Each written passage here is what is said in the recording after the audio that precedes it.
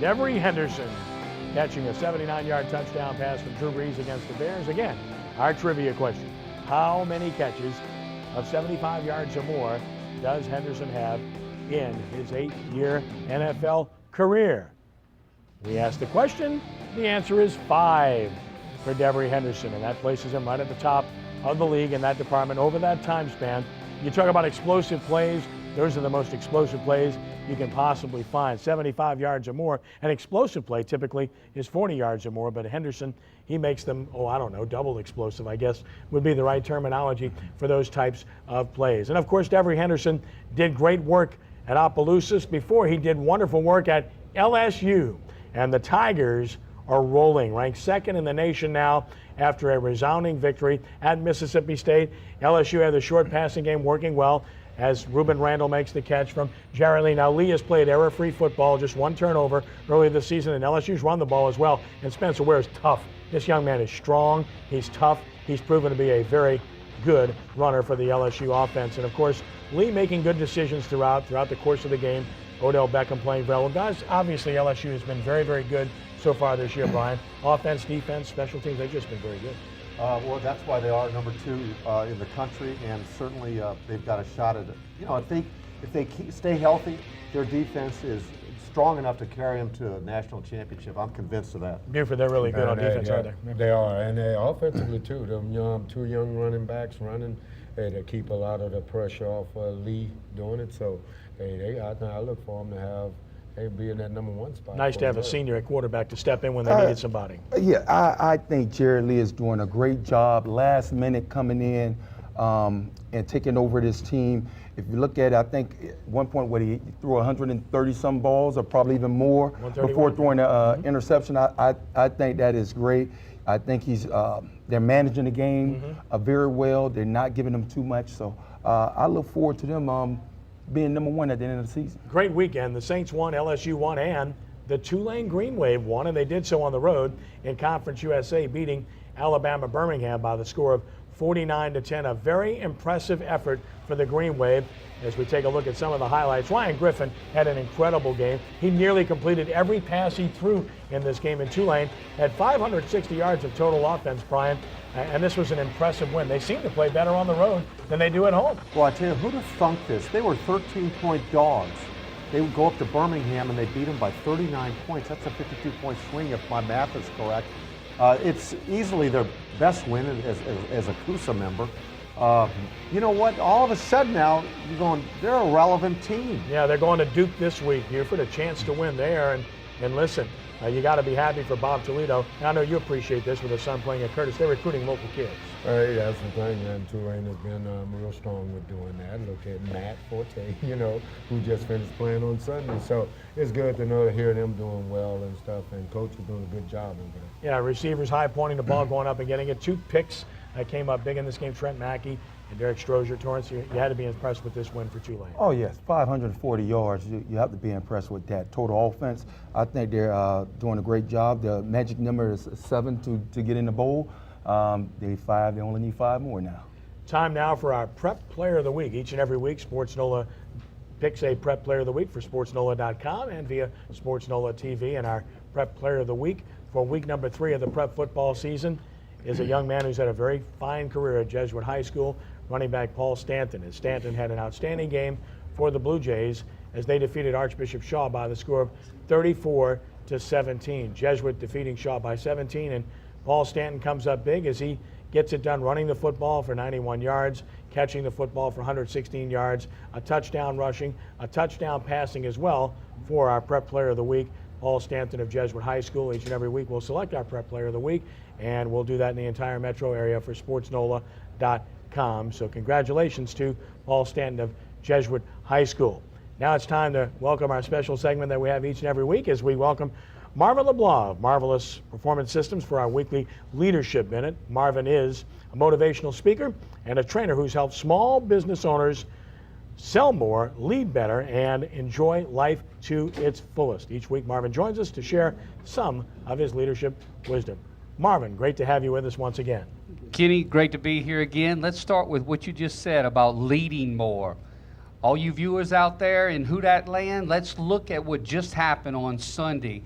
There's an unbelievable wealth of leadership lessons that were stored inside of that Saints victory. Go back and look at this great Channel 20 television program today, and we're going to start with some of those lessons. Let's transfer those leadership lessons from the gridiron to the workplace. Let's start working on that tomorrow. When you're there, whether you're a team member in the workplace, whether you're a team leader, or whether you own the place, let's start with Roman Harper. Here's what he said. Our focus this week was to start hot and stay hot. Now, Kenny, what that leads to is talking about execution. You know, Torrance was talking earlier about the scheme and building together a chemistry. And isn't that what we're trying to do in the workplace, is build together chemistry? So we wanted to start hot and stay hot. That's what Roman Harper said. Scott Shanley noticed early that the offensive line, really, Buford, weren't communicating with each other, the Bears' offensive line. They weren't communicating. And how important is communication in the workplace? Communicate a lot. What this Southern Cajun boy is trying to tell you is when things are not going well in the workplace, don't just sit on it. Communicate, because without communication, you can't win, whether it's the gridiron or the workplace.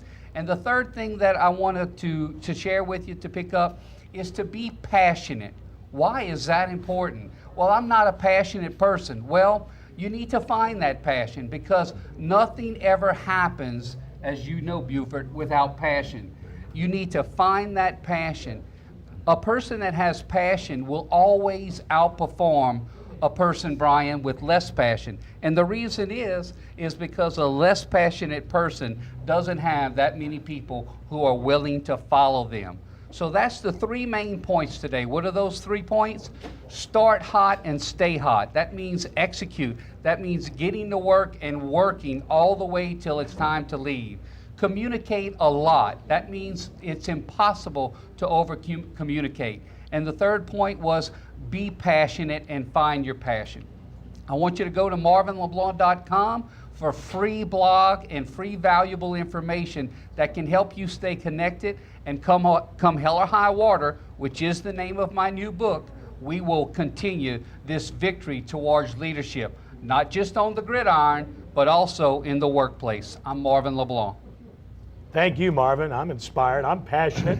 I'm passionate about my faith, passionate about my family, passionate about football. All 3 teams won this past week, and I'm fired up and ready to go. And, of course, the Saints are in a situation where they're going to have to get fired up to play again next week, because the Houston Texans are coming to town with their high-powered offense. This is going to be one of the marquee matchups in the NFL. The Texans at 2-0, Torrance, coming into this game. The Saints at 1-1. And as you look at what they've accomplished thus far this year, you have to be impressed. Houston beat the Dolphins last week. Matt Schaub is a very good quarterback, and he has perhaps the best receiver in the NFL, and Andre Johnson, to throw to.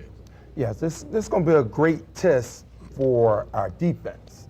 I think our offense, I think we can move the ball on anybody. But for our defense, it's going to be a great test. It's going to be another building block for them.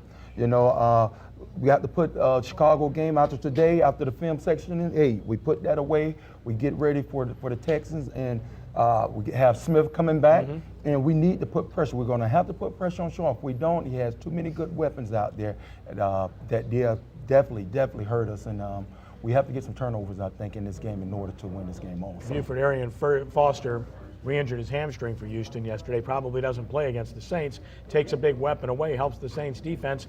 They saw each other in the preseason. Does that mean anything heading into this game? Well, I mean, it does give you an idea, because, you know, you got a chance to see these players that you're going to be facing. Most of them you did see in the preseason, so, and some of the offense they have and defensive schemes. So it's going to be that, but, you know, it's like you said, hey, it's not going to do nothing but get funner and better, you know, with Saints playing the way they did this past weekend. Hey, just carry that into the following, you know, to this week with the Texans. Brian, Houston's only given up 20 points in 2 games, but they played the Colts and the Dolphins, so maybe that's a little bit misleading. Absolutely. You're playing Drew Brees and his band of playmakers when you come into the Dome on Sunday. So, you know, when you look back at that preseason game, Kenny, both teams were vanilla. Both teams knew that they were going to play each other in week 3, so they didn't show their cards, so to speak. But this is another litmus test for the Saints when it comes to stopping the run. They are going to have to stop the run. If Arian Foster doesn't play, Ben Tate is a quality back. He's rushed for he's rushed for 100 yards in both games, I believe.